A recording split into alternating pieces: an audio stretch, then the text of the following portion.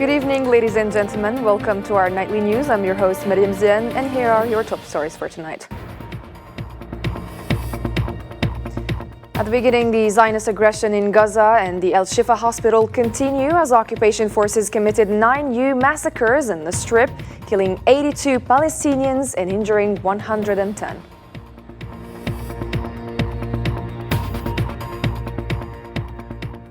Next, Russia and China vetoed a U.S. resolution calling for a ceasefire in Gaza. Algeria also opposed a draft resolution.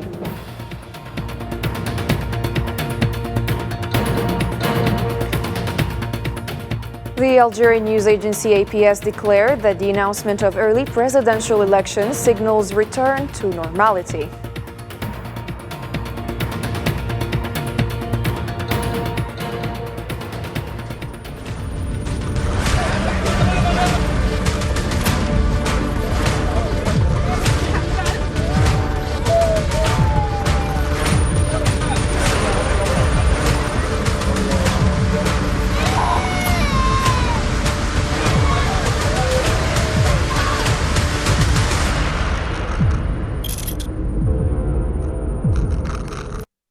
Welcome again to the program.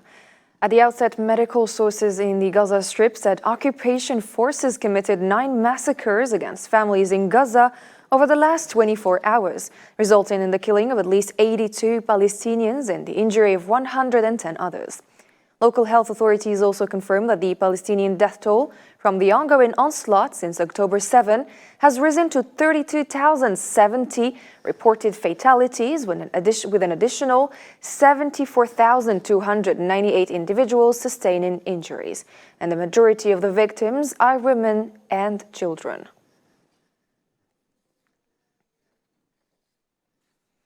The Zionist occupation forces persist in storming and besieging the Al-Shifa hospital in Gaza with dozens of tanks and military vehicles deployed in its vicinity. Local sources report the occupation army's 5th consecutive day of siege, accompanied by violent bombardment on residential buildings in the area. Calls from families of the sick and wounded in the Al-Shifa hospital for evacuation to a safe place grow louder.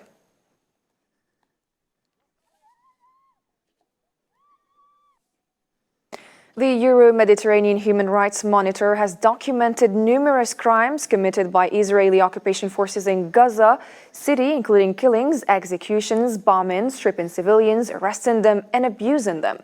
In a statement, Euromed confirmed that it had documented shocking testimonies about a series of crimes committed by the occupation forces in the last few hours. The Monitor also reported severe abuse and torture against patients and wounded at the Al-Shifa medical complex. We documented shocking testimonies about a series of crimes committed by Israeli forces during the last 24 hours, including premeditated killing, executions, cutting off communications, and intense bombing that targeted residential areas and homes.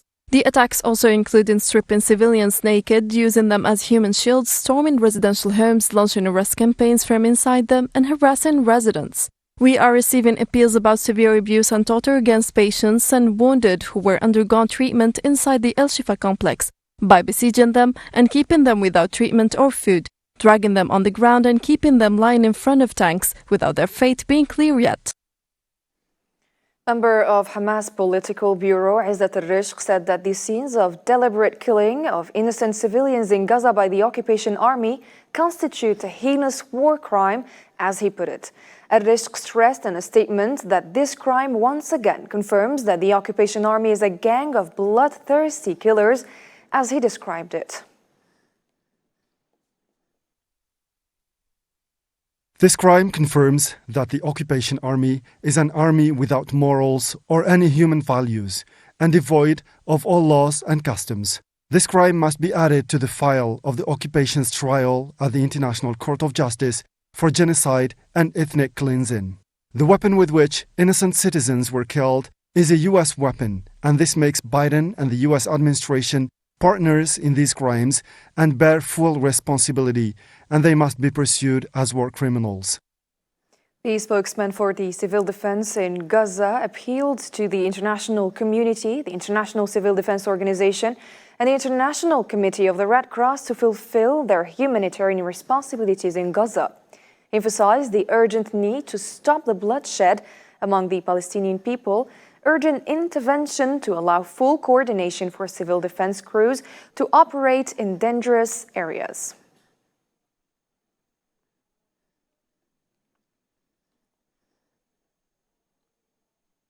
The UN Security Council failed to pass a resolution calling for an immediate ceasefire in Gaza after Russia and China vetoed the measure proposed by the United States. The resolution, on which Algeria also voted no and Guyana abstained, called for an immediate and sustained ceasefire lasting roughly 6 weeks that would protect civilians and allow for the delivery of humanitarian assistance. Nabil Khazini has more to tell. The United States has for months vetoed all the UN Security Council resolutions which demanded a ceasefire in Gaza.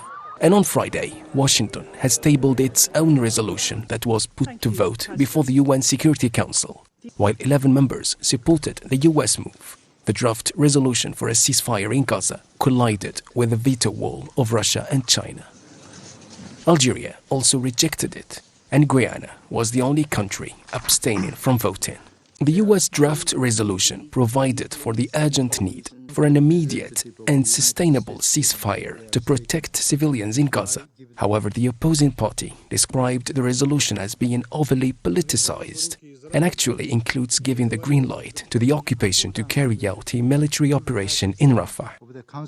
The American product is exceedingly politicized, the sole purpose of which is to help to play to the voters, to throw them a bone in the form of some kind of a mention of a ceasefire in Gaza, and to establish the U.S.'s political ambitions in the region. The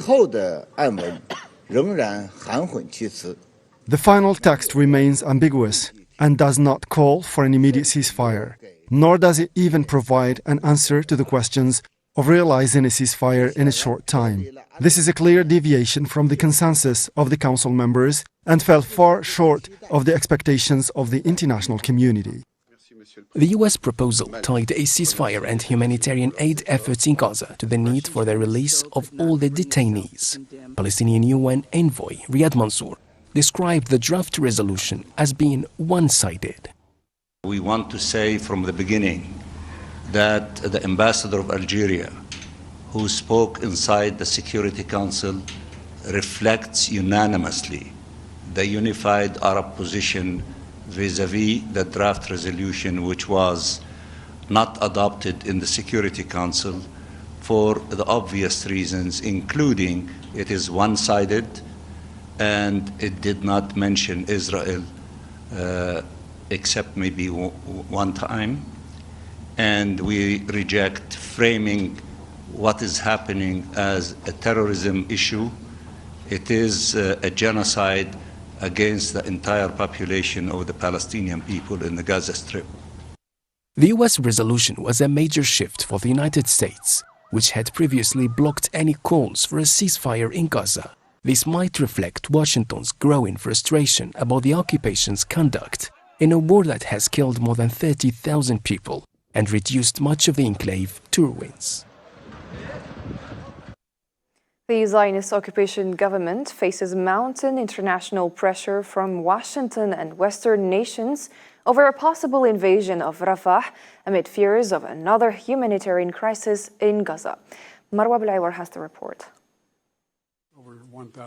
Tensions between the Biden administration and Netanyahu government have spiked in recent weeks. The USA has been losing its patience with the Benjamin Netanyahu, most notably because of concerns Israel is not allowing enough humanitarian aid into Gaza and plans to launch a ground offensive in Rafah. Washington warns again of the consequences the Zionist government will face in case it launched an offensive against Rafah. On Rafah, again, we've been very clear, President Biden's been very clear that a major ground operation in Rafah would be a mistake and something that we can't support. There is no place for the many civilians who are massed in Gaza, in Rafah, to go to get out of harm's way. And for those that would inevitably remain, it would be do further harm to civilians. All indicators point that Israel's offensive on Gaza will get worse, as the latter insists that it will continue to push into the southern Gaza city of Rafah despite U.S. objections. The Zionist government claims a ground invasion of Rafah is necessary to eliminate Hamas resistance movement. We are going to share with them our lessons, our perspectives. We're going to share with them some alternatives about how they can eliminate the threat of Hamas in Gaza, particularly in the Rafah area, without conducting a major ground offensive. As you heard Secretary Blinken say today, we still believe that a major ground offensive is a mistake. The focus is squarely on Rafah, as Israel re-eyes itself for a potential incursion aimed at either displacing or significantly weakening Palestinians. This pivotal confrontation between the West and Israel holds the potential to either compel Zionists toward a ceasefire or escalate the conflict into a comprehensive multi-front war in the region. Israel has demonstrated no long-term political strategy in Gaza beyond the systematic destruction of the enclave and killing of its inhabitants, despite international warnings, including from its historic ally, the West. Algeria opposed a U.S. draft resolution on Gaza calling for a temporary ceasefire during the vote held on Friday at the UN Security Council. Ammar Ben-Jama, Algeria's ambassador to the United Nations, said Friday that he was speaking not only for his country, but as a representative of the whole Arab world, as he explained their shared opposition to the U.S. resolution. Ben-Jama said Algeria proposed edits to the U.S. draft, but the final resolution left central concerns unaddressed. We presented last month a draft resolution who garnered significant support within the Security Council, but it was ultimately vetoed. We firmly believe that its adoption could have saved thousands of lives of innocent people. It is beyond any doubt that Resolution 2712 and 2720 have fallen short due to the absence of a clear demand for a ceasefire.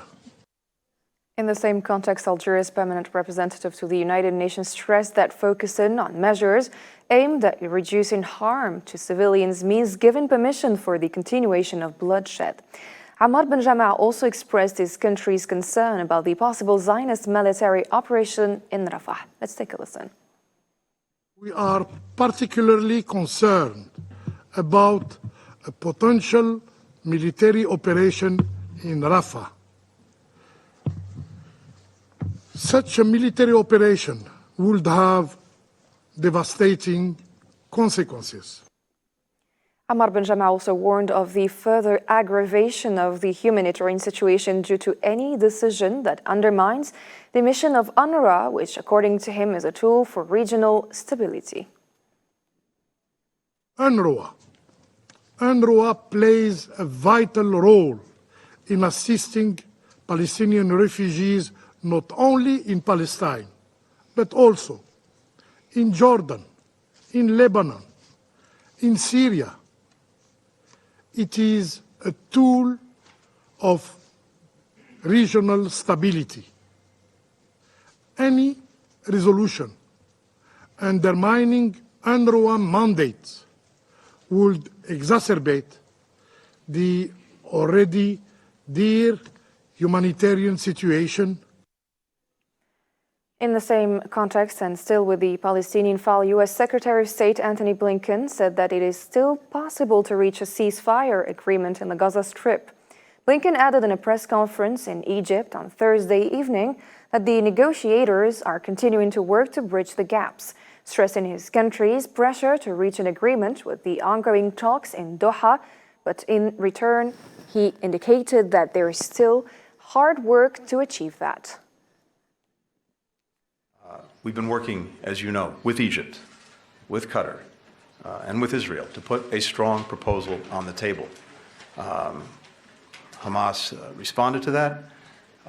The negotiators continue to work. The gaps are narrowing, and we're continuing to push for an agreement in Doha. There's still difficult work to get there, but I continue to believe it's possible. European Commission President Ursula von der Leyen has emphasized the pressing requirement for a humanitarian ceasefire leading to a lasting cessation of hostilities in Gaza. Speaking alongside European Council President Charles Michel at a joint press conference briefing in Brussels, von der Leyen underscored the precarious situation in Gaza. The consensus of tonight is that we need an immediate humanitarian pause leading to a sustained ceasefire, the unconditional release of hostages, and the provision of humanitarian assistance. Gaza is on the verge of famine, a catastrophic humanitarian situation. Full, rapid, safe, and unhindered humanitarian access into Gaza via all routes is essential.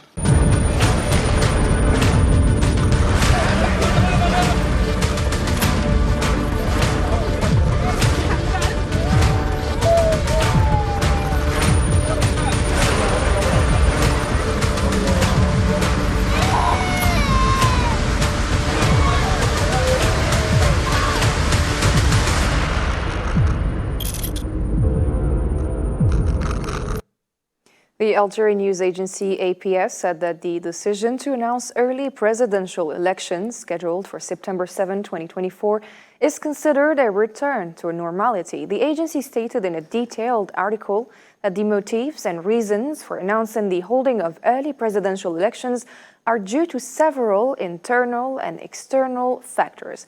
Mohammed Khatil has the report. The announcement of the holding of early presidential election on September 7, 2024 seems to have taken many people by surprise. The President of the Republic, in his concern for transparency, has destabilized his adversaries but also somewhat his allies, with his announcement which seems brutal in form but so coherent in substance, a decision that mainly shows a return of stability and security in Algeria, after a period of instability that the country witnessed before the 2019 presidential elections. The first lesson taken from the announcement of an early election is the return to normality, notes the APS in its article on the decision of the President of the Republic, Mr. Abdelmadjid Tebboune, to hold a pan-presidential election on September 7, 2024. The 2019 events, when the presidential election was postponed from July 2019 to December of the same year, had modified the Algerian electoral calendar and created disturbances in the traditions due to the then serious exceptional political events. President Tebboune's announcement is therefore the official signal of an end to the crisis. The Algerian state is no longer in crisis or emergency situation. It has recovered its stability. Its institutions have regained their balance. It has regained its decision-making process. Even if this means shortening his own mandate, the presidential approach seems to have been guided by this concern. The second lesson is the eternal return to the people as the sole decision-maker and the sole supervisor of the action of the President of the Republic. This announcement is a sign that President Tebboune trusts his people, citizens and voters, trusts their judgment and their lucidity. Without a shadow of doubt, some usual voices have begun to come up with the most absurd scenarios, failing to decipher the presidential message. If the enemies are dismayed, it is precisely because of the strong relationship between the president and his people. President Tebboune has never needed an intermediary, a filter, guardianship. He had established from the beginning of his mandate the language of truth and pure frankness with his people. This is a presidential style, typical of President Tebboune, who has always had the audacity to think outside the box, to speak straightforwardly to his people because he considers them mature and allergic to political lies. The third lesson has, without a doubt, geopolitical consideration. The latest gas summit, Conflict management and geostrategic and security changes in the region have certainly matured his reflection and influenced his decision. Algeria is playing a tight game which will condition its future as a nation in the face of neocolonialism. External threats are so real and tangible that shortening the first term is a tactical necessity, an anticipation of planned turbulence. The international stake predominates over the national one. Algeria must show its internal unity, its domestic coherence with a president, an army and institutions in order of battle to prevent imminent external crises which target our sovereignty and our security. The return to stability, which was the main concern of President Tebboune, must be reflected in the message that Algeria sends to its partners and its historical enemies. We must overcome inner fragility. There will be no weakness in the face of adversity.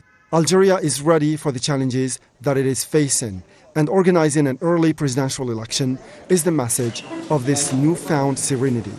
Finally, the last lesson is certainly the personal calm of the president.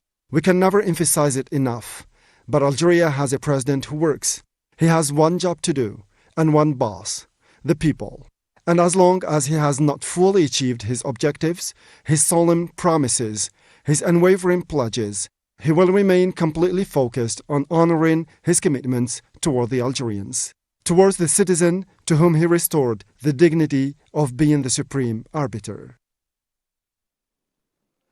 The Ministry of Defense in Niger confirmed an attack on a military unit in the northwest of the country, resulting in the deaths of at least 23 soldiers and injuries to 17 others. Approximately 30 attackers were killed during the ambush, which involved more than 100 gunmen utilizing motorcycles, vehicles, improvised explosive devices, and suicide bombings.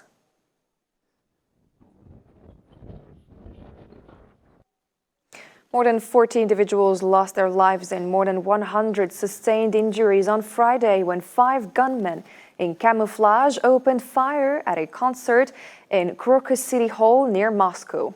The incident marks one of the deadliest attacks on Russia in recent years.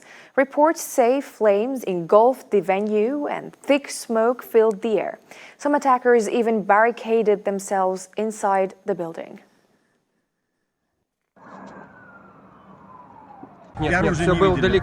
We've been at the furthest corner.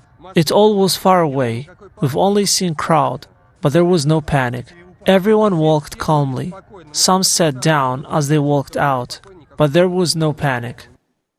The Kremlin issued a stern warning to the European Union, cautioning against imposing tariffs on Russian grain and using frozen Russian assets to arm Ukraine. Kremlin spokesman Dmitry Peskov highlighted the potential serious consequences of such decisions, emphasizing the detrimental impact on European consumers and the broader economy. He underscored the catastrophic ramifications of expropriating assets and urged careful consideration of the repercussions.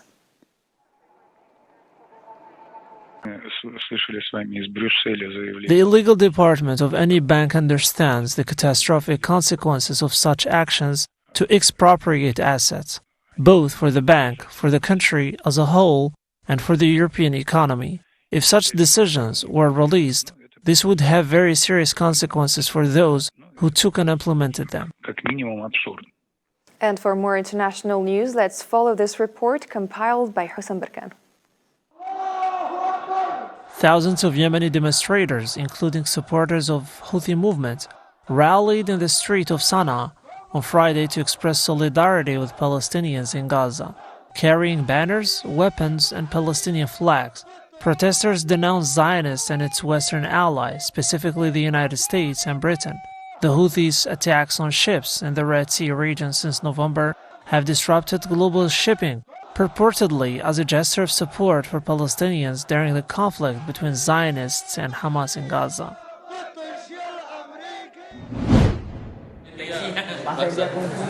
Dozens of Rohingya refugees were rescued from a capsized boat and sheltered in a former office building in Malibu, a town in Indonesia's Aceh province.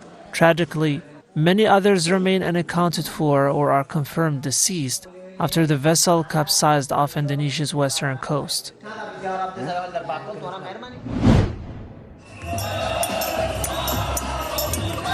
Nearly 1,000 school social workers marched in Paris to demand higher salaries and the creation of additional positions essential for supporting students and implementing child protection measures. The procession headed toward the Ministry of National Education, with demonstrators hoping to meet the minister, advocating for greater resources to address challenges within the education sector.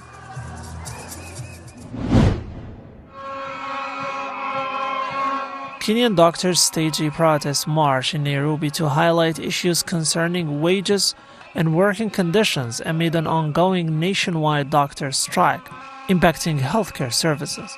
Medical interns emphasized the numerous challenges within the healthcare sector, including understaffing, inadequate pay for interns, and excessive workloads. The protest aims to draw attention to these pressing concerns, urging actions from the Ministry of Health. That was it for tonight's broadcast. Thank you for tuning in and have a good night.